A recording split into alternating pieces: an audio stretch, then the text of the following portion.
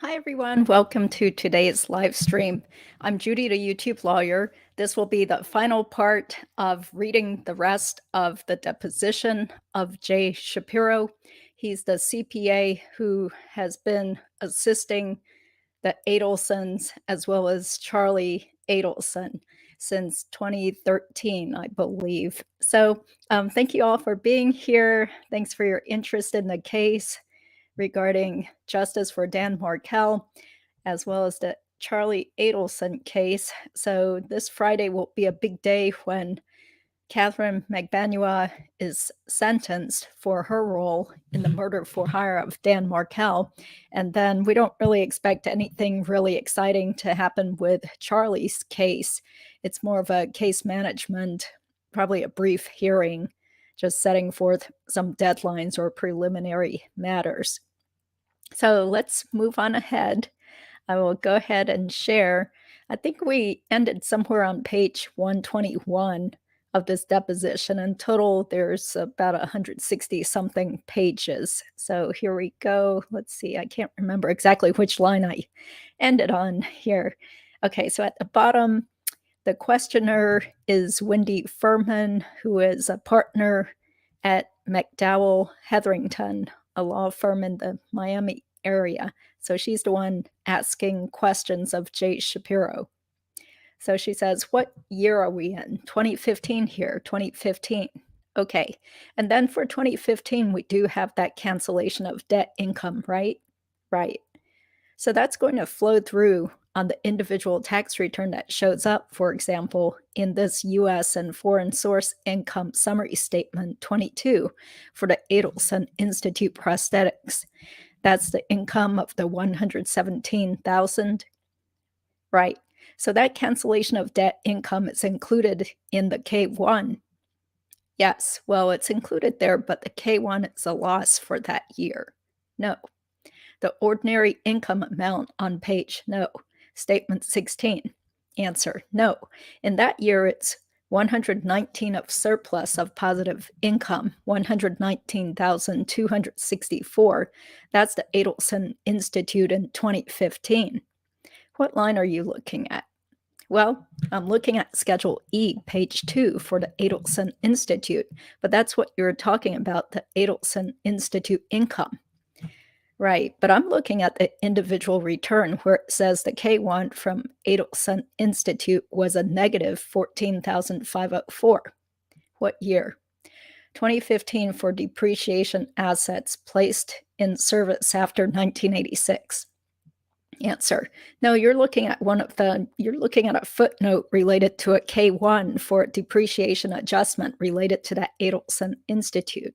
Question. So the Adelson Institute income is the statement 18, the 117 number, 117,000? Yes, I agree. Okay, there you go. All right, go to the next year, 2016 wages for Charles Adelson. Okay. 23447 and makes me look at a statement. Okay, statement just says wages from Adelson DMDPA. All right, that's correct. Question. Schedule E, income of 212,000. Answer. Those are the K1s. Question. Well, this is 2016. Right. So Schedule E, page 2. Page 2 of the Schedule E, yes. Page 2 where it says statement 14, yes, correct. See, my monitor doesn't have it, but I can click. All right, there it is. Charles Adelson, DMDPA, non-passive income, 172,267. Correct. So that year he's got wages and K1 income from DMDPA. Correct. All right. Now this one reflects IR 2017, 155 Hurricane Irma. Right. So this would be the Irma return. 2016. And on this return in 2016, we've got, I think, the first SEP, self-employment pension qualified plan of 53,000, correct? Correct. So what permitted him to do that? Answer, he didn't employ people that he would have to allow to participate in his SEP. Question, okay, so at the Adelson Institute, there were employees, right? So when he was the owner of the Adelson Institute, he couldn't contribute to a self-employed person pension plan. Correct. And then this year he has to make this $53,000 contribution. Correct. So, but for making that 53,000 contribution, would his income have been $53,000 higher? Answer. Well, that $53,000 deduction is towards AGI, so the reportable income that comes in through his entity and his wages are prior to that deduction. So that deduction is allowed at AGI, so it's what we call below the line. So it's not a function of his net income from the activity. Question. And a specific type of pension plan that he's funding, it's what? Answer. A SEP, Simplified Employee Pension. Question. As a self-employed individual, he's permitted to do a SEP contribution, correct? Correct. And so he has above the line $454,000 of income by the time you take the SEP. By the time he makes the SEP contribution for 2016, his adjusted gross income is the 397 number, correct? Correct. And that allows this self-employed health insurance deduction. Right. But his total income for the year in terms of what his earnings were the 454,673. Answer. Well, that also includes his K1 income from the real estate entities. Question. Yes, the 212 includes. Answer. Yes, I mean, it's actually when you say 212, because yes. So what you need to extrapolate is the Adelson DMDPA K1, which is 172,267. Okay. And then his wages that are reported as income, which is 234,047. Question. And then from those total amounts, which of those numbers? Answer. You actually, Question. He has to make it out of employed earnings, though, right? Is K1 income? Answer. The K1 income is his net income from the activity, and then getting to that net income is his deduction for wages, which is then picked up personally, so they wash out. There's a deduction on the entity, and then there is the income personally. Question. Right. In terms of where that money, you're allowed to do a percentage of your compensation up to, I know calculation is in here. Answer. What do you mean percentage of compensation? Question. The SEP. Answer. The SEP allows 25% of compensation up to the limit. The limit in this year was 53. Question. Of what compensation? Answer. Of his wages. Question. Okay. Answer. So if his wages were 200,000, he could do 25%, right? And that's 50,000. Okay. So the max at this year was 53. So I don't know where we came up with, 234,047 includes 4,047 of the. So when you see wages of 234,047, question. Yes, I see that. Answer. What you theoretically have to do is reduce the wages by the self-employed health insurance, because that's in there as well. So his wages are really for that year 234,047 minus 4,047. So his wages were truly 230,000. Right. So you take the 230, then you add it to his K1, net K1 from the DMDPA, which was 172,267. And that's basically it for that year, because he has other income related to these real estate entities. Question. Well, on the statements, the SEP deduction is calculated based purely on the 234, it looks like. Answer. Well, it is, but it has a maximum contribution of 53. Otherwise, if it was 234 at 25%, he would be able to fund 585. Right. But he only funded 53. Question. That's a cap. But that's what shows up on the statement too, is the SEP calculations based on the 234 earnings. Right. Okay, turning to 2017. Okay. Statement 2. So turning to 1040 for 2017, here we have got wages of 120. Okay. And statement 2. Statement 2. Question. And that just shows the DMD paid him wages, federal income tax withhold, and so forth. Okay. So for this year, the SEP deduction was calculated on a number that was not tied to wages. It was the 218,886 number. So where does 218,886 come from? Right. So in other words, this is a little tricky. You take what the K1 has of 98,886, and then you add his wages of 120. Okay.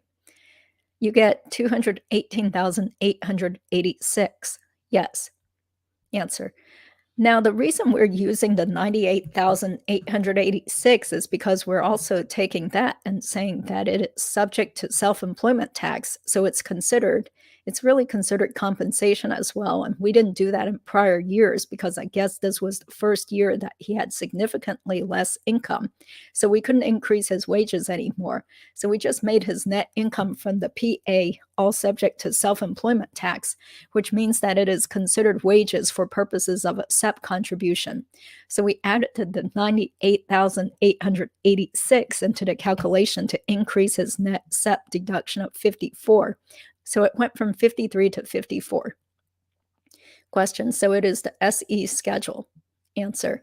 It's called self-employment tax. It's Form SE. So it takes the 98,886 and it calculates the self-employment tax on it.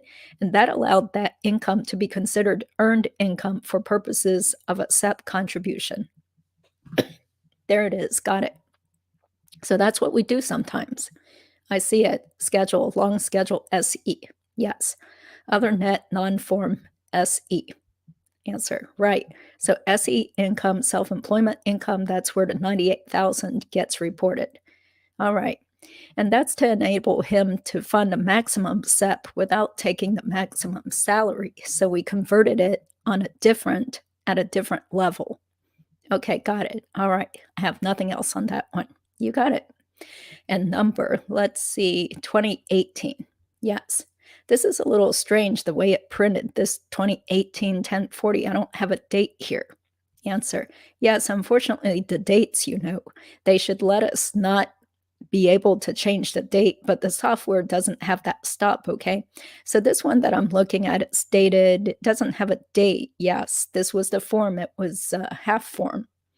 Question. Yes, this half form. Why is this a half form? Answer. It was a funky year. This was the first year of the new law, and it looks like a postcard, but it doesn't have a date.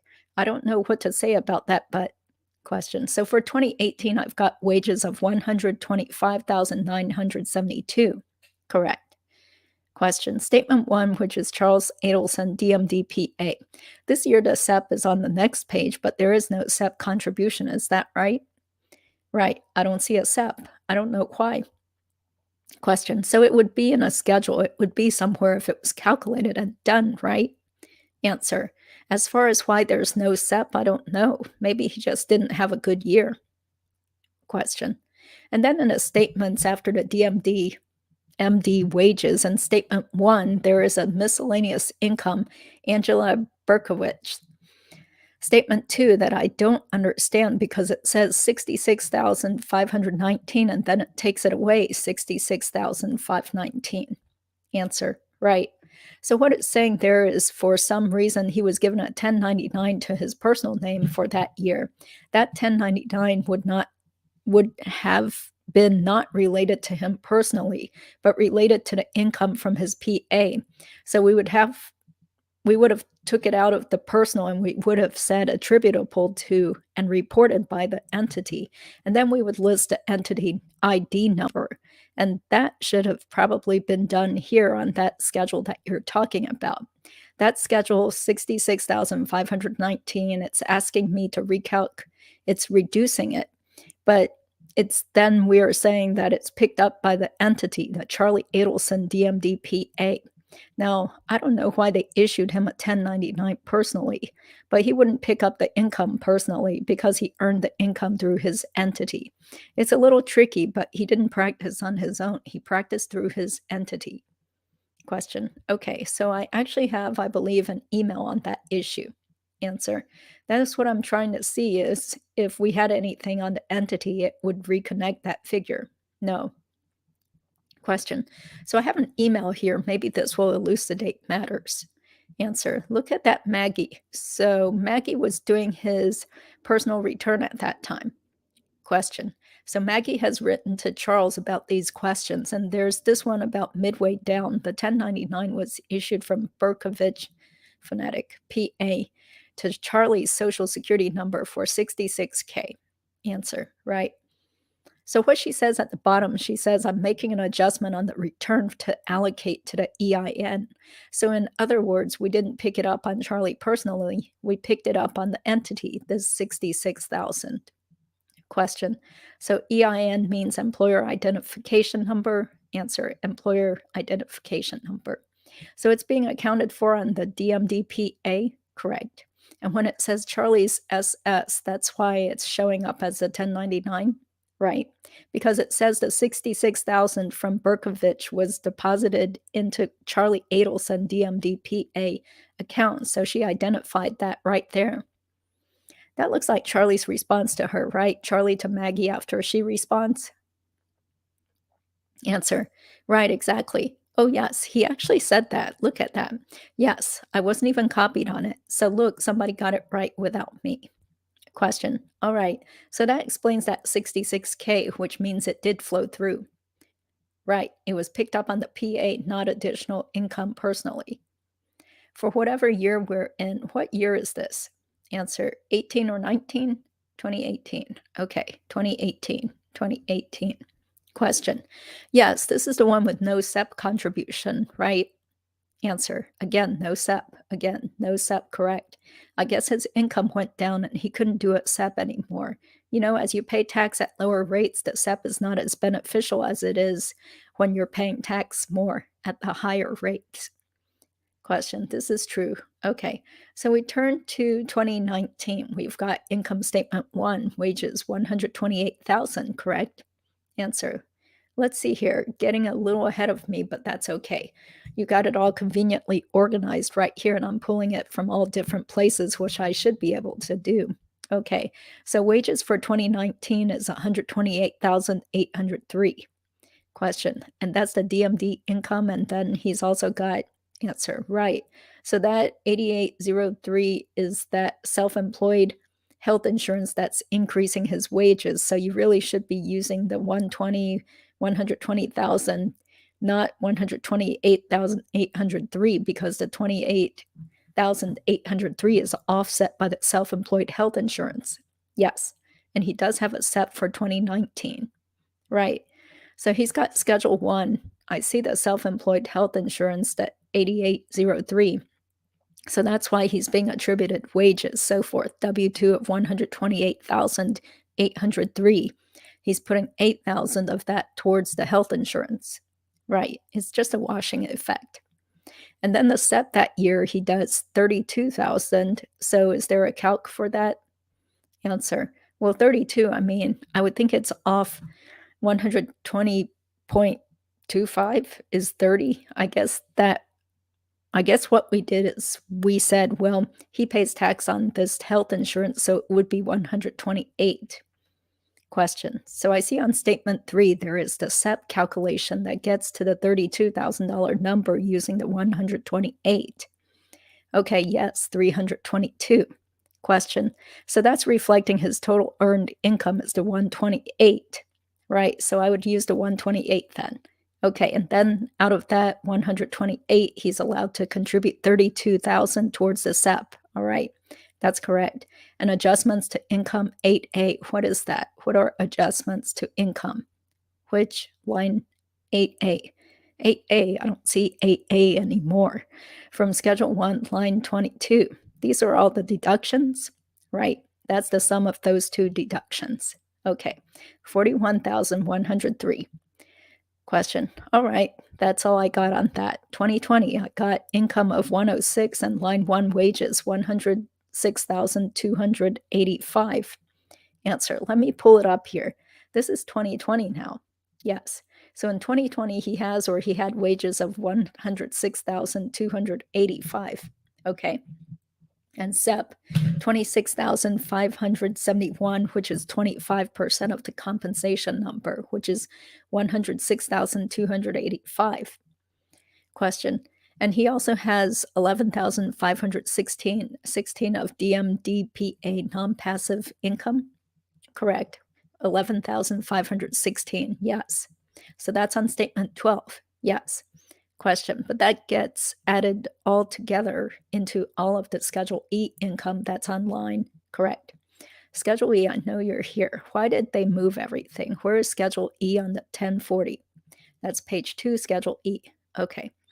Answer. So it's really only the income from the PA, which is $11,516 plus his gross commission, which is $106,285. That's his income for 2018 as it pertains to his medical, his period activity. Question is he has 106,285 from DMDPA. Answer, then a K1 from DMDPA. Right. This is a figure of 11,516. Question. Okay. I'm not seeing where his K1 is going through on that first page or second page, but, well, you have to go to statement 12. Okay. All right, that gets us there. A few more documents just to show you. I wanted to figure out who would have prepared these profit and loss statements. If you could just look at those, these are profit and loss statements from the DMDPA. Mr. Loy, thank you. Witness, right. Ms. Furman. So these are, can you identify these? Answer, right. So I'm not sure why we went into monthly financials here, but these are P&Ls for 2015. And what entity? DMDPA. Question. So back in 2015, at least you've got monthly P&Ls for the DMDPA practice for Charles Adelson, correct? Correct. And do you know who would have been preparing those at that point in time? Well, my office prepares them, so this would be the associate Maggie. Question. So a similar process to what we talked about with the tax returns, or how would these monthly P&Ls be created? Answer. Well, this would just be an accounting on a monthly basis of his income and disbursements of his deposits and disbursements. Question. We can mark these Defendants Exhibit 2. I notice that it says accrual basis. Answer. Yes, I'm not sure why it says accrual. It should be cash. Question. That's what I was wondering. Has he ever been on an accrual basis? Answer. Well, for tax purposes, no. Now, I'm not sure why it was done for this year in 2015. I mean, what I would say is when you add it all up, it should equal what's on the return. Okay. And there should be a totals page, for each column, but I don't see it here. Question. So this is January, and then monthly all the way through 2015. I don't know if I'll run across, but generally you would say there would be an end of year statement that would add them all up, and that should correspond them with the tax return entries. Yes. Okay. Answer. There should be if they were added all up. Question. And then these would be generated from the combination of credit card statements and bank statements. Correct. Now, yes, I would have to add this up because I don't see where it's totaled. Okay. For fee income, in terms of the income that's reported on each month, would it be your understanding that that would have been on a cash basis, what income came in and was? Answer. Yes, I mean, it should be. Question. Okay, was this something that you would generally perform for Charlie Adelson, DMDPA? No. Question. Do you have any understanding that this was something that was prepared in connection with the disability claim? Answer. No, I don't know why this was prepared. During this time, I don't remember when a child was born, but he also had a child support case or something. I don't remember specifically when that was. I think he worked it out in mediation. Question. Okay. And somebody in your office, probably Maggie, would have been the one to actually do these P&Ls? Yes. Monthly P&Ls? Yes, she would have. Can you tell from these, would these have all been done at the end of the year, the way this is reported with this date of 1/5/17 up in the left corner? Yes. Okay. And then the same question essentially on this next set of documents, which looks to be the 2016 P&Ls. We can mark this as Defendants Exhibit 3. Mr. Loy, sorry, exhibit number, Ms. Furman, 3. Mr. Loy, we're only on 3. Ms. Furman, I didn't mark any of the tax returns. Ms. Furman, do you recognize this document we've marked as Defendants Exhibit 3? Answer. 2016, yes. For some reason, we were doing monthly P&Ls for him. Question, and that was my question. Do you have any idea why you were doing monthly P&Ls at this point in time for the DMDPA? Well, he must have asked us to do them. Why? I don't know why. Question, And the date that's on here of 1/18/17, right? Your understanding is that when all of this would have been generated?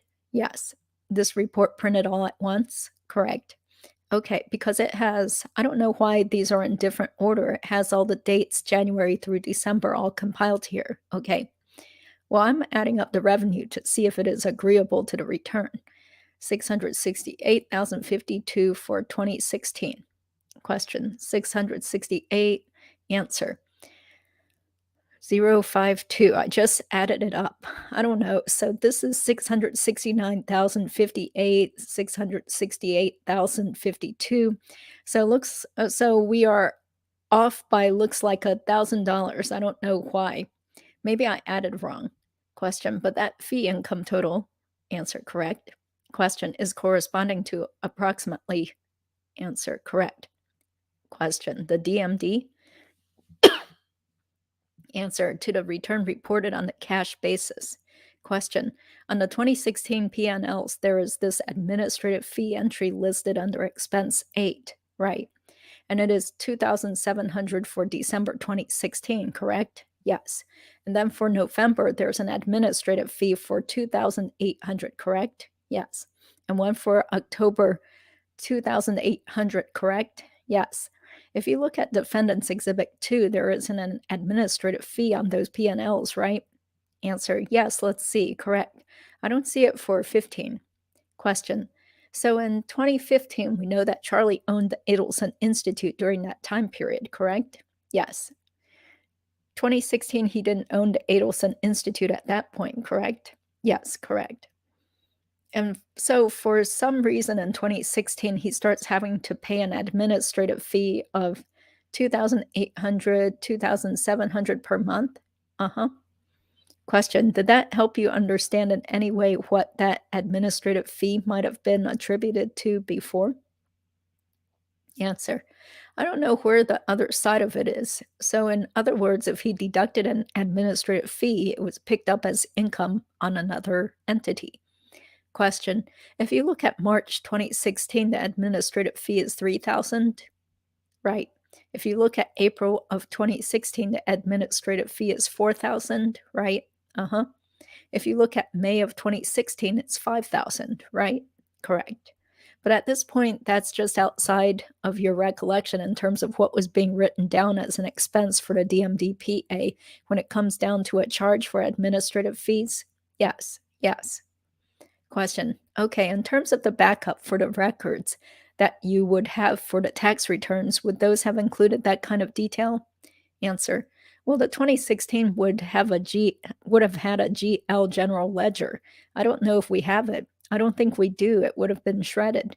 Question, so since you said a general ledger, I do have a document called general ledger, but it's for 2017. It says as of April 2017, so tell me what a general ledger tells me. Answer, general ledger is a summation of all the activities from the deposits and disbursements, how it's allocated, how each deposit is identified, and each disbursement is identified. The general ledger then at the end of the period becomes a trial balance, which becomes a financial statement after adjustment. Question, all right, so would your practice have been generating a general ledger for Charlie's practice? Answer, I don't know what the purpose of this would be if this is just a 2-page GL for as of April 30th, 2017. You know, there may have been a prior request from another insurance type case. Maybe that's what it was for. Question, so a general ledger could have been created on a sort of need base? Sure. Well, general ledger is usually produced to back up the financials, like it has all the adjustments here related to deposits and disbursements. Question, we can mark this as Defendant's Exhibit 4. Okay. Question, so it starts the general ledger as of April 30th, 2017, but it only goes back, this only goes back through January 2017, it appears, correct? Yes. Question, and then there's sort of groupings. There's Regions operating, so that would be an operating account at Regions Bank. Is that correct? Yes, correct. Question, and then there's prepaid insurance, some amounts that are being paid for insurance purposes. Right. And then prepaid professional fees is this category 153. Yes, that's a chart of account number. So Woodmont Dental, is that the 2,300 coming in there? That's money coming in from Woodmont Dental? Answer, money going out to Woodmont Dental. Okay, that is probably the administrative fee. Question, okay, that's the 2,300 in January, February. Answer, this is 2017, so I don't have any detail.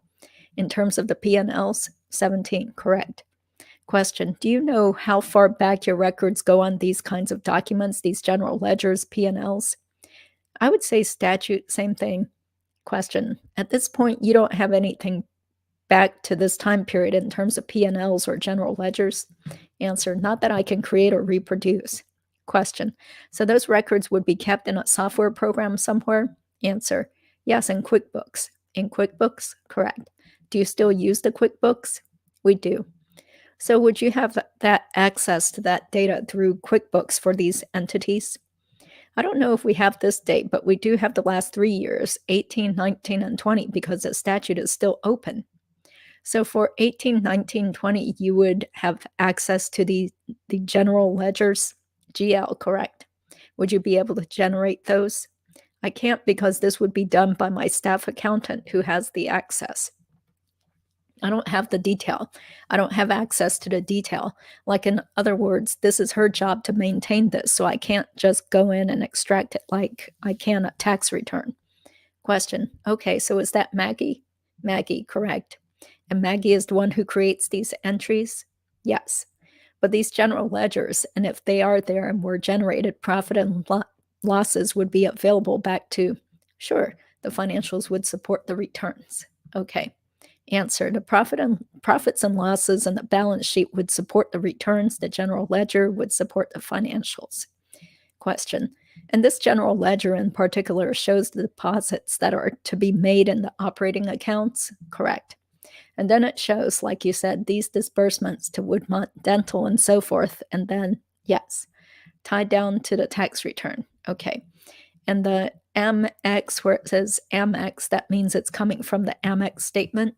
Answer, yes, they would pay Amex, let's say in January of 17 of 22,707.93. Well, that has to be allocated to what the business expenses are. Whether he bought dental supplies, did he pay for other items on the Amex, that's allocated to the business expenses. Did he pay his professional fees on there? You know, he buys dental implants, I suppose, on the Amex, and that's why there's entries on there. So the GL would support the financials, which support the return. Question, okay. So this is a general ledger, and you say that was with the financials. And when you refer to the financials, is that the P&Ls or? Answer, well, the financials would be the P&L and the balance sheet, and that should support the tax returns. So in the files that we produce, like, for instance, if I have the 2017 file, which is probably over there, I would look behind the tax return. I would see financials and I would see this general ledger and so forth if we put it in the file. Question, okay, so I've got an ask and ye shall receive balance sheet for 2017. Okay, so this is what you were referring to as when it says balance sheet as of December 31st, 2017. Is that the whole year? That would be as of that date, as of the end of the year, as of the end of year. So that would be like, question. So then these things following through, we've got the fixed assets are listed here. This is balance, this is liabilities, assets. Okay, all right. Question, I think this is actually the second page of that. Let me see. Let's see. 17373. This looks like the second page of that. Is that right? Answer, okay, not really. This is more of a general ledger of 2017. Oh, this is a balance sheet of 2017, and this general ledger is as of April 30th. So you have little bits and pieces of a puzzle here. Question, okay, we got these from the records that were produced. It just happenstance, sometimes they are included with tax returns, right? I would need to look at my 2017 file to see if this is any significance. It's like looking at a movie and giving me 5 minutes into it, 20 minutes into it, and 90 minutes into it. Question, so other than having them printed off and put in files prior to 2018, right? Question, because that's when you were all paper? Correct. After 2018, because they are still within 3 years, you would still have access? Yes.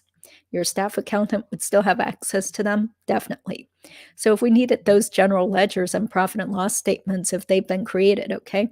Okay, that's what we answer. Yes, but then again, the return, the federal return is the final record, So all these worksheets, financials, may have been adjusted to get to the final return that's filed.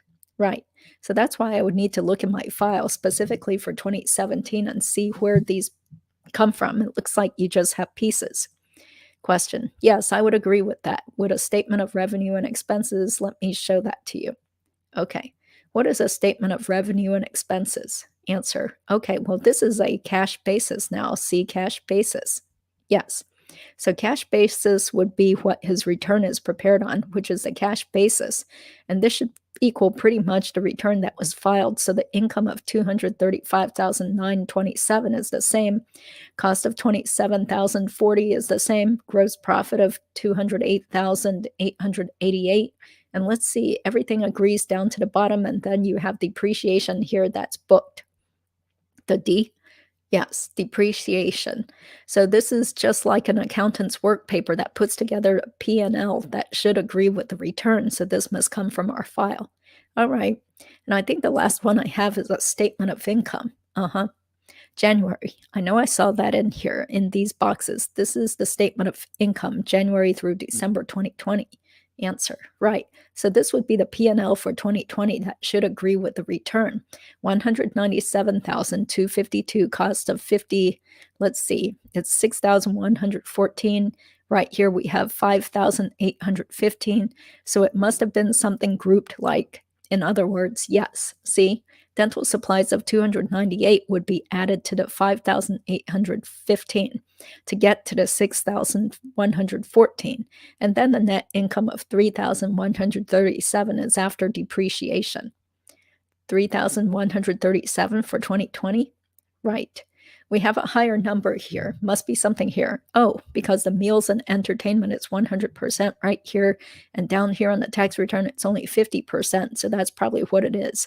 So this is theoretically what supports the return. So the booking 3,336, and she's got 3,137 here. The difference may be contributions or something, so it should agree. Question. Let me mark that defendant's 5. Okay. Question. So that's 2020, and I'm going to mark, what was that one called? Answer. This is called Statement of Income, January through December 2020. Question. And we'll mark this one that we looked at, the Statement of Revenue and Expenses for January through December 2019 as number 6. Okay.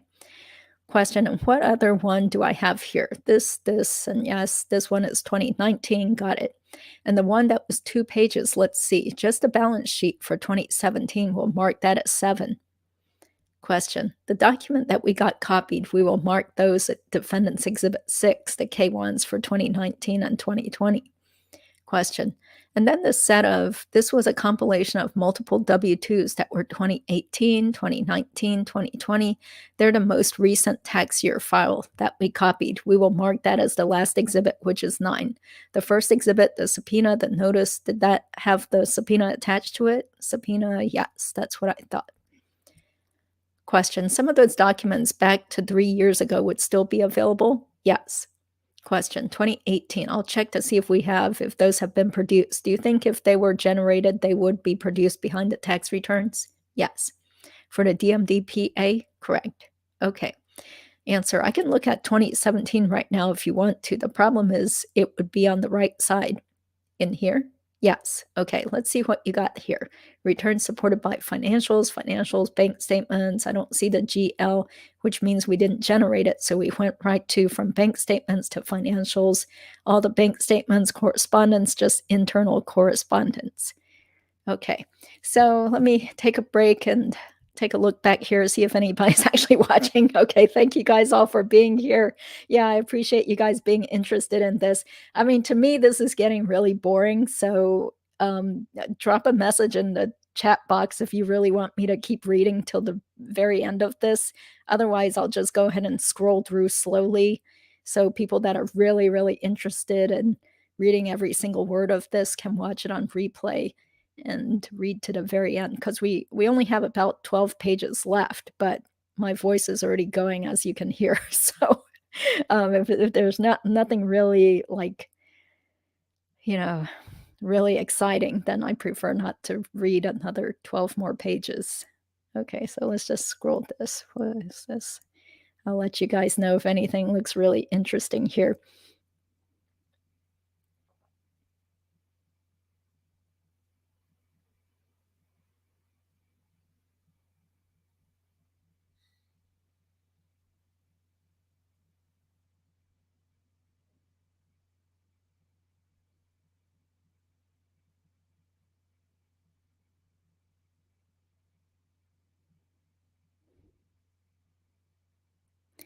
Okay.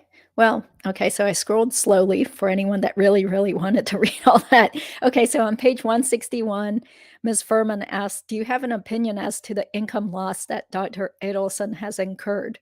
Answer, yes. It's material, substantial, probably in excess of 75% of his earned income prior to disability. Question, have you reviewed the tax returns and other documents in order to confirm that loss of income calculation for any of the years that Dr. Adelson is claiming to have been residually or partially disabled? Yes, I have. Question, and what years have you reviewed in that context? Answer, 13 through current. Question, through 2020? Correct. Question, so from, 2013 is not included here. Answer, no, 14, excuse me. Question, have you formulated an opinion as to the amount of income that Dr. Adelson had prior to disability? Yes. Question, have you calculated that according to the terms of the insurance policy? Mr. Loy, objection to form. Witness, I have not. No, I worked with the attorneys on those figures that are summaries of the annual returns from 14 through 20. Ms. Furman, okay, so you didn't prepare this chart of figures? Answer, no, I did not prepare it. Mr. Loy, objection to form. Go ahead. Ms. Furman, but you discussed the calculations with them, or what did you discuss? What was your role in this chart if you didn't prepare it? Answer, to advise them where to look to pull together the pieces for the income prior to disability to after disability. Question, so you directed them to line entries on the tax returns? Mr. Loy, objection to form. Witness, I explained to them where the figures come from to put that worksheet together. Ms. Furman, for the source of work earnings as titled here for Dr. Adelson? Answer, I didn't title that. Question, okay, so where it says wages and there's a column that says wages, you discussed with Dr. Adelson's counsel what specifically? Answer, what the wages were previously. Mr. Loy, objection, can you narrow that a little bit so we're not going straight into privilege issues? Ms. Furman, well, Mr. Loy, I understand we can talk about the chart, but as phrased is a little too broad. I hope you might narrow it a little. Ms. Furman, it feels pretty narrow talking about a very specific column in terms of this chart and the wages column, and I'm trying to understand what his instructions were to counsel on that. Mr. Loy, are you able to read the question back to us? I don't want to instruct him not to answer outright. I would like to try to craft something here, that's all. Thereupon, the above referred to question was read back by the court reporter. Ms. Furman, all right. I'm trying to understand what in this chart is your input in terms of the $120,000 in wages that's reported here for 2014. You directed counsel to look to the W-2, the W-2 line for the tax return. Is that what you discussed? Answer, yes. I explained to them where it's reported on the personal return and where it's reported on the DMDPA return. Question, and in terms of assessing the language of the policy as it applies here to a claim for benefits, did you review any policy language in order to give any instruction in that regard? Mr. Loy, objection to form. Witness, no, I did not. Ms. Furman, so essentially you were directing them where to find data points on the tax returns, is that correct? Answer, I suppose you could say that. I was advising them where to look on the returns to understand where the income is being passed through from the Charlie entity, the Adelson Institute entity, and his personal and how they tied together. Question, okay. And that's what your role was as opposed to making an assessment of any loss of income that he's incurred over time, is that correct? Defined under the policy? Mr. Loy, objection to form. witness? The answer is yes to that question. Ms. Furman. All right. Did I mark this as 10? Okay. Then I mark exhibit 10. Nothing further. Okay. Okay, great. So there we go. That's the end of it. There's the oath that the reporter would sign. Okay, great. So I'll take that off the screen and see who's still out there listening. Thank you. Thank you guys for being here. And I appreciate all the people that have really been commenting a lot, all joining in and all that. So let's scroll up and see what people are saying. Hi there. Hi, Kate. High five, car 5. Thanks for all your insight. And also LJ, hit the like button. Yeah, thank you. Yeah. Hi, Mimi and Dan Plemick, Eagles. Thank you all for being here. Yeah, no problem. Yeah, what a way to spend a Sunday, but it's so hot outside here that I don't even feel like going outside right now. It's too hot. So might as well be on YouTube and read more about Charlie Adelson's CPA information, right? Will Charlie be with general population in prison, or will he be segregated for his protection? Well, just based on what I've read, it just sounds like he is in a different location, or maybe doesn't even have a roommate or cellmate because of the fact that he's a violent offender, charged with murder. So I'm not sure. Maybe True Lifestyles will be able to get more information about that, because I think she's trying to get some insider that maybe has experience with the jail system in Leon County to talk with her. Okay, thank you, Antoine, the gentleman, still being here, and Jackson Rip Holmes for being here. For those who don't know, I've called out Wendi Adelson's attorney, John Lauro, for lying in his defense of Wendi, a violation of attorney ethics. Oh, well, thanks for whatever you're doing out there. Yeah, but unfortunately, just based on what I've heard in general, a lot of state bars don't really do much unless there's concrete evidence of the attorney stealing money from clients or missing a deadline, something really egregious. Or, some people wanted to know if they could start a petition to try to take away Wendy's bar license, and I don't think that's worth the time or energy. Like, she hasn't even been charged with any crime. Like I mentioned in the Robert Wan murder case, there was an attorney that is strongly suspected of having a hand in murdering Robert Wan, but he still kept his bar license. He moved to Florida, changed his last name, and was practicing law for a little bit in Florida before moving back up to DC. So that guy was found not guilty of conspiracy or obstruction of justice in DC. So, without even a conviction, I don't think the bar is going to do anything. Yeah. But if anybody has any insider information about the Florida bar and how they might handle such a situation, then please let me know, because I never practiced in Florida. Yeah. Charlie's with a deaf prisoner, so his incessant talking won't bother him. Yeah, he's probably trying to be the jailhouse lawyer, right? In addition to maybe giving them tips on fighting periodontal disease. Yeah. Hi, Fancy Fiction. Thank you so much. I love all your videos. Everybody subscribe if you haven't already, but I have a feeling everybody out there is already subscribed to Fancy Fiction as well as True Lifestyles. Thank you for being here. Yeah, save your voice. Yeah. Yeah, I didn't really want to read every single extra line of that. I was like, man, this is going into snooze territory. This is going to become like some sort of video to help people fall asleep. Yeah. Yeah, sure. I'll save myself. Yeah. Hi, Sophia. Thank you for being here also. I know with the time difference, since you're in the UK, so I don't know what time it is where you are, but must be getting later there. I'm sure Chucky will have additional problems mounting. Looks like the IRS and insurance fraud. Yeah, that's why I do wonder, maybe there is some additional investigation brewing in the background with the IRS and insurance fraud. Because the insurance company in the lawsuits, they weren't really alleging that he was committing fraud, but they were just saying that mainly he did not comply with providing all the necessary paperwork and didn't have the medical documentation or didn't follow medical care. So let's see. Do we know when Harvey sold the Adelson? Gosh, I'm not really sure. Yeah. Was it around I'm guessing maybe 2013 or who knows, but it sounds like Charlie was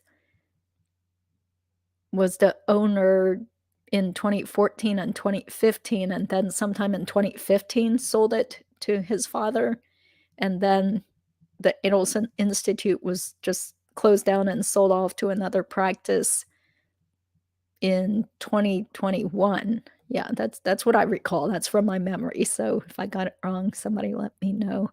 Yeah.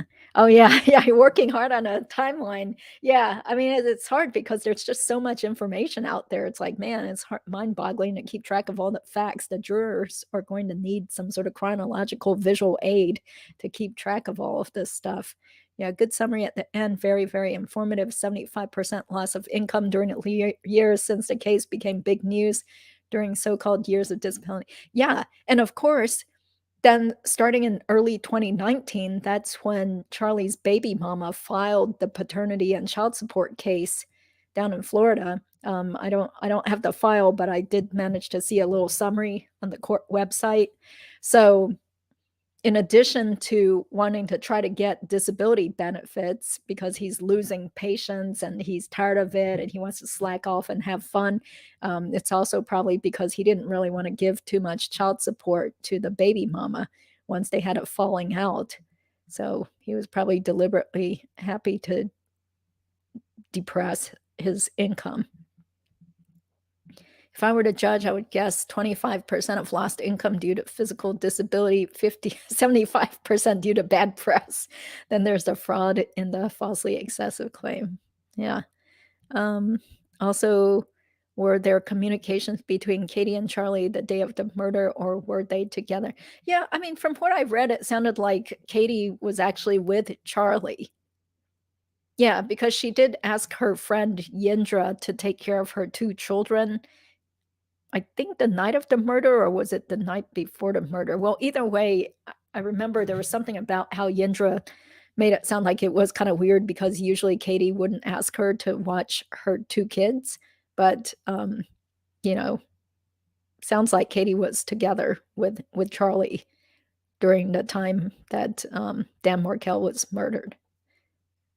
Okay. She will probably be disbarred as she is if she is charged and found guilty of anything. Yeah, that's an if. Yeah. Remember how cocky she was? She is very sure she is not going to be arrested. Yeah. The state knows what they are doing. Yeah. I mean, that's good to know because I do see now that that probably was good strategy not to just go ahead and arrest Charlie back in 2016. I mean, he just continued digging his own grave, in my opinion. Yeah, you have a good sense. Okay, thanks. He didn't have medical documentation. That's right. That's right. Yeah, big gaps in treatment, didn't follow through whatever the doctors were recommending to him. Harvey definitely is involved. So much is now coming out of his mouth. Yeah, because I looked over again that part in Jay Shapiro's deposition from yesterday's reading, where Harvey was the one that supposedly told the CPA that he might need to make arrangements in case they were all arrested. So isn't that weird? I mean, I really wish that attorney, Ms. Furman, had dug in deeper and continued more follow-up questions. Ask more follow-up questions like, well, what exactly did Harvey say to you? Do you remember what else Harvey said to you during that conversation? Was Harvey afraid that he himself was going to get arrested? I mean, granted, this was an insurance-based case, so maybe she didn't think it was that important to get all the nitty-gritty and stuff, but I would really like to know, like, what was the context of that conversation? What else did Harvey say? Did Harvey seem really afraid that he himself was going to get arrested or mention, but make any claims that he was innocent or his son was innocent? His son had nothing to do with it. He was upset that the police were focusing on his son. I don't know. There could have been an opportunity to really dig for more facts. So I really hope that investigators have since contacted Jay Shapiro to get more information from him. Yeah. Because if I were innocent and I'm talking to my CPA about possibly making him power of attorney or trustee or whatever, I would probably be very adamant. Like, I'm freaking out here because I don't know why the cops think that I had anything to do with this. It's we didn't like Dan, but it's horrible that he was murdered, and I have no idea why they're focusing on me or why they're focusing on my son. Like I would definitely be more riled up about that and say a lot more stuff if I were innocent and I thought my kid was innocent of plotting someone's murder. Yeah. That is why they did the depositions. The forensic accountants will be able to prove the practice decreased in money because patients pulled away. Yeah. Exactly, and maybe the people that work at the office know more too, like whoever answered the phones and kept hearing from patients calling over and over again, asking about the Dan Markel murder or making reference to it and saying, I want to cancel my appointment, give me my file, I'm switching dentists. Yeah, there's definitely got to be a lot more information out there and more people who have good information. Will Wendi Adelson inherit all the assets as the state charges? Well, I mean, she's not going to automatically inherit all the assets because, as I learned in law school, you don't become an heir until after the person dies, and then the person becomes the heir. Yeah. So it sounds like if they've already moved all the family assets into trust, then I don't know. I mean, that's a way for people to protect their property, to make sure that even if the Markels file a civil suit against any of them, then they might still be able to shield their assets in that way. So, of course, I'm not licensed in Florida. I don't specialize in trust and estates law or whatever, but I think normally trusts are a way to shield assets so that even if there is a civil judgment against a person, then the creditor still can't get at stuff that's already been transferred into a trust. Although I'm sure there might be some exception for fraud, fraudulent conveyances, maybe, but this is kind of getting out of my realm of expertise, and I already get enough hate messages as it is, so I'll just stop talking about that. Yeah, but so, like she wouldn't really have the right to inherit unless her parents wrote a will and said, I bequeath all of my estate to my daughter. I mean, they could still potentially leave stuff to Charlie if they wanted to, but what's the point if he's going to be locked away for life? But I guess there's always that chance that maybe something could change legally and then he could get out of prison, way off in the future and then still have a pot of money left to him. But this is all very hypothetical. Yeah. So they have one shot at this. The state is putting their ducks in a row. Yes, exactly. So it goes back to what was it Willie Meggs had said back in 2016, I believe, where he basically said the same thing, that we only have one shot at getting at people from a criminal context. So I think that was, in hindsight, that is a good decision to not just go ahead and arrest Charlie back in 2016. I mean, the guy just couldn't stop yapping his mouth and getting into more legal issues, legal cases, suing and stuff. So there's so much more dirt that has come out about him in the last 6 years. Is it possible the attorneys taking the depo was limited in scope of what they could ask? Well, normally you kind of have free reign and then it's up to the opposing counsel to object, which Mr. Lloyd did do, as you saw in the deposition. So anything that could potentially lead to admissible evidence, that's fair game. So, I mean, again, I feel like, Wendy Furman could have delved a little bit more into that, but I mean, that was entirely up to her and what she was focusing on trying to get from this witness for the disability insurance case. He graduated from Berkeley and Jordan. Oh, okay, well, oh, come on. Okay, you lift us up. The Adelsons may be getting him. Well, I don't know. I mean, hopefully they're not plotting to kill me off, right? Okay, so if anything happens to me, you guys, okay. So see, for that reason, people have asked me, well, why don't you talk about the Murdaugh murders in South Carolina? And to tell you the truth, part of me didn't even want to cover it because South Carolina is a little too close to where I am. So I don't need some bunch of, good old boys or somebody plotting against me and coming up to shoot me down or something. So it sounds like a very dangerous, crazy attorney and family, or yeah. So, and I'm talking about the Alex Murdaugh, who is an attorney in South Carolina, who was accused of having shot his wife and one of his sons and, committing fraud, taking money from the family of the housekeeper who was found dead in his house. There's just like so much drama with that family, but they're in South Carolina, which is a little too close to me. Okay, the maneuvering of the finances, putting money into trust for the kids. Yeah. Yeah, so at this point, maybe the grandparents are thinking more about making sure their grandkids have money. Maybe. Yeah. Okay. Hi, Patty. Hey, haven't seen you in a while. Thank you for being here. Hope you're doing well. Imagine that achievement in life. A family of murderers have nightmares about.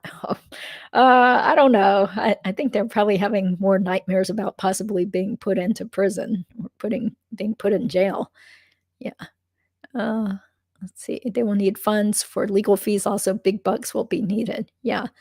Yeah, so the lawyers make the big bucks off of the misery of all these people. There must be recordings of Wendi. She can't have used WhatsApp for everything, and Harvey for that matter. I'm hoping that state is saving them for later. Yeah, we'll see. I mean, definitely in this day and age, it's really hard to get around without using a regular cell phone. So, imagine the stress of having to juggle around, wondering if you can say certain things to certain people over your cell phone. That's it. It is a sad situation. The trail of destruction is unreal. Yeah. I hope all the Adelsons will join Charlie in jailhouse. All the money goes to Dan's children. Yeah. Yeah. I hope the kids are doing okay. And, part of me also hopes that the kids look and act like Dan. I mean that happens. You all know, like looking in your family, there probably are like a bunch of, kids where people say, "Oh yeah, he acts just like his dad," or "He looks just like his dad," or the things the kid says is just like one of the parents or a relative or something. So hope the kids are reminding them of Dan Markel every day. Wendi will get mom's and dad's money. It will be perfect to use at the commissary at Tallahassee jail for Wendi. Okay. Judy, can they charge Charlie and Donna for income tax fraud for listing KM as an employee? Yeah, I think so. Theoretically. Yeah, they could. So, you go to the IRS website, and I'm pretty sure there's like a toll-free number where people can report other people for tax fraud. So yeah, I mean, that's another thing that it sounds like Charlie should be worried about is, you know, not paying taxes on all the cash income and the income from selling steroids, allegedly. Um, you know,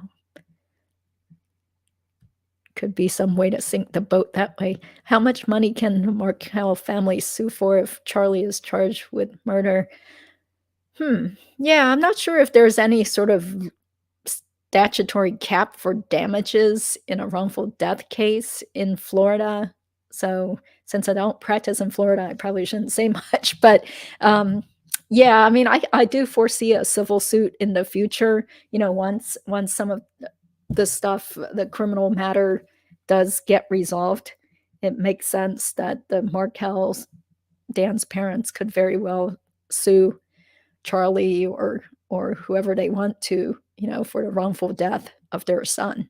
So that is a way to potentially get at them, although they do have to look into, what assets could be recoverable.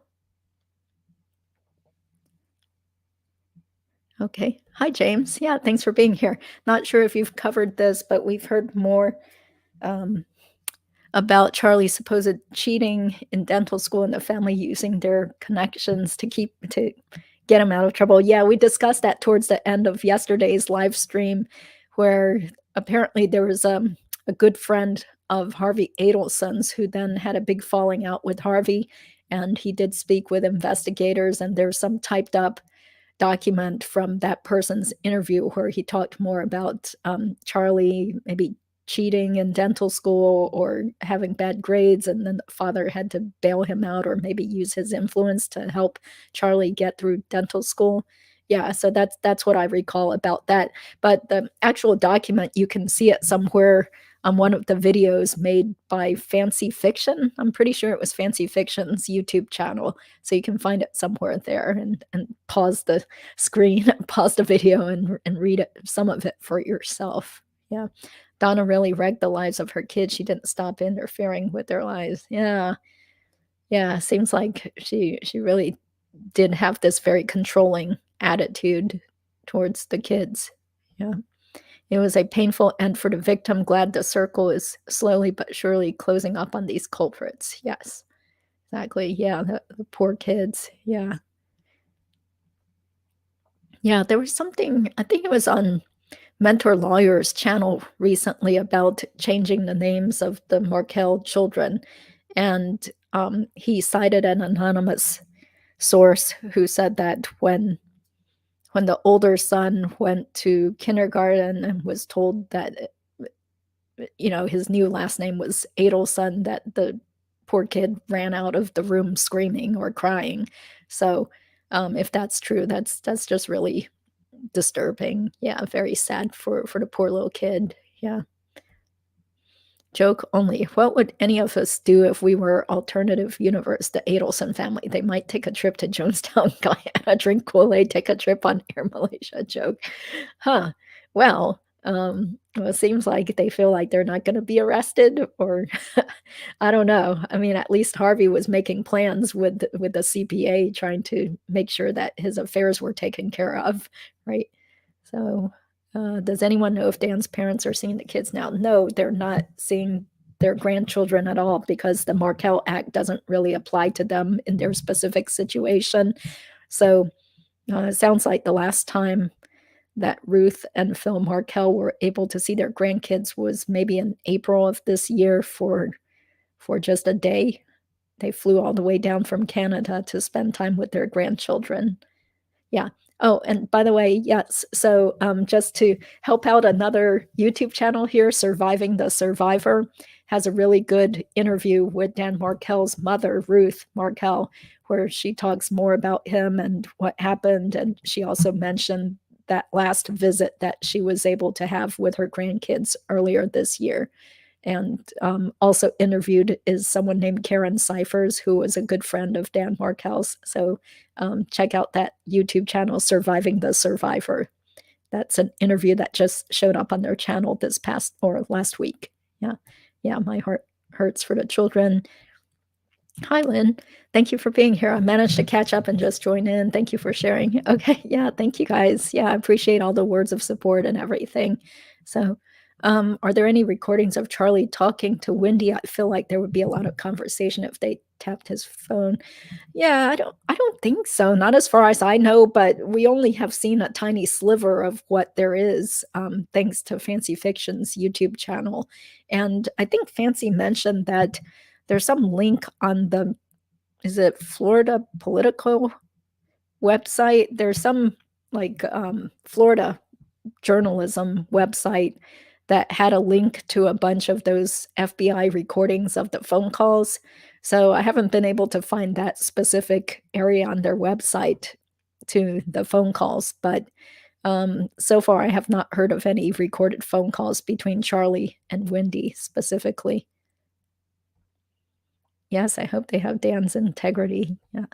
The kids are growing up. I hope they decide they no longer want to be Adelsons and change their name back to Markel. Yeah, it could happen once they get older. Yeah. Oh, yes. Thank you, Patty. This is the big week for Katie's sentencing. Yeah. Yeah, so we'll find out on Friday. Good insight on tax fraud. Yes. Yep, exactly. I think that's how they caught Al Capone. Good old income tax fraud. Exactly. I do not think the Markels are looking for any money. They want to see their grandsons. Yes, totally. Yeah. Let's see. The ultimate betrayal and insult to try and pretend Dan never existed by taking his name and the middle names and change them to hers. So sad. She's so delusional and deluded. Yeah. Assuming no statute of limitations and knowing O.J. Simpson chose to live in Florida because it's hard to collect civil murder judgment. Yeah, that's right. Yeah, they have that exclusion, like a homestead exemption where you can own your own real estate there and nobody can get at it. in Florida. That's my understanding. Not practicing in Florida. None of this stuff is legal advice, so nobody come after me complaining if I gave bad, quote, legal advice or, let's see. Charlie's inner voice was telling him he'll be arrested. Yeah, exactly. So, I mean, he's not totally stupid. So he already was fearing the worst, that the cops could show up in the middle of the night or at any moment and then haul him off to jail. Why were the Markels disinvited to the bar mitzvah after being invited? Was it? Yeah, I think so. Yeah, because that happened just the day after Dan Markel's parents were able to spend part of a day with their grandchildren. So the very next day happened to be when Charlie was arrested, and then they got an email, I think, from Wendi disinviting them from the bar mitzvah. Well, I think that would be really awkward anyway. I mean, that would be so weird to go to a celebratory event where, potentially there are people there that might have plotted your son's murder. Wow, that would be so awkward and strange, but still very sad that they were disinvited. Yeah, thank you for being here, from tuning in from Germany. I hope when the Adelson boys become men, they will change their names. Yeah, exactly. That's what somebody else also mentioned too. Yeah.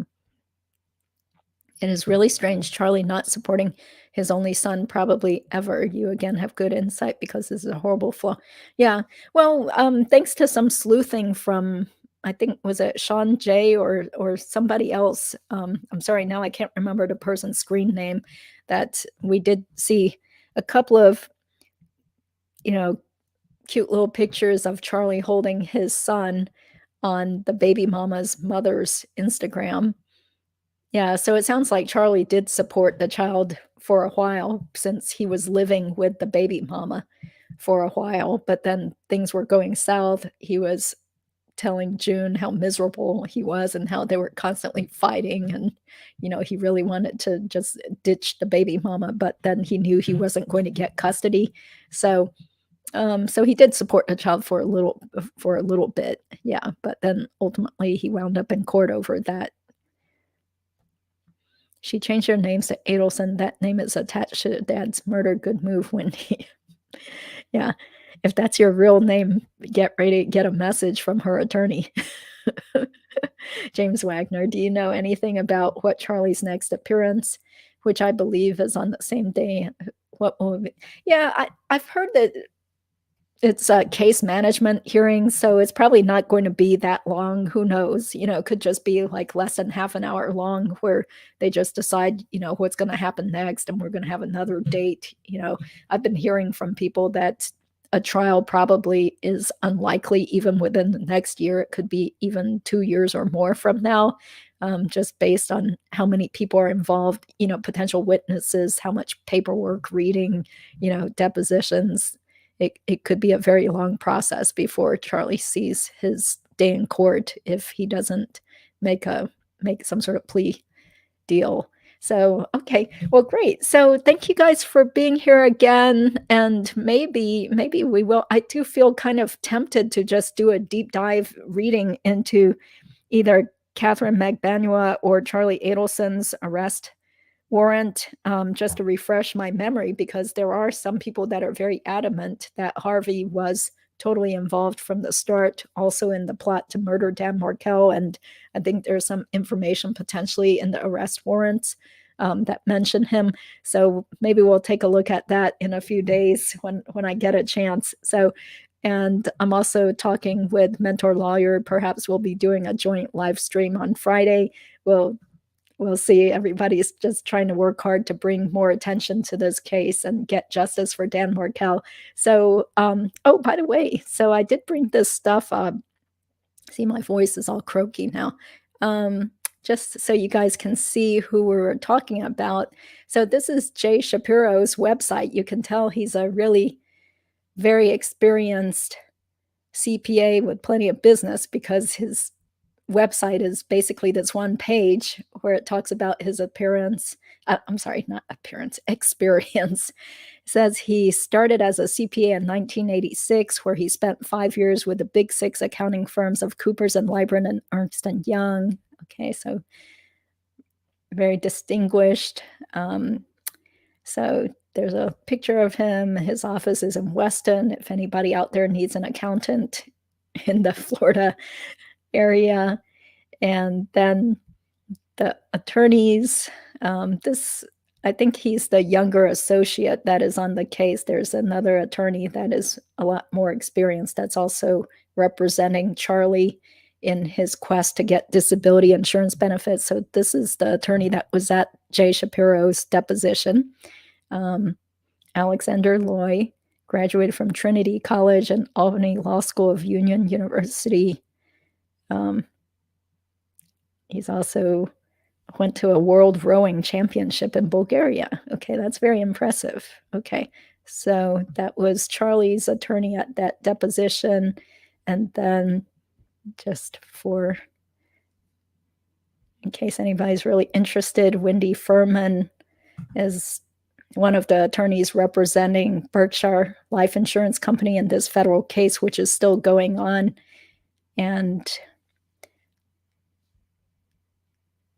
let's see, where did she go? 1994 graduate magna cum laude of University of Pittsburgh School of Law, received her bachelor's degree from Franklin and Marshall College. She worked at some pretty big prestigious law firms.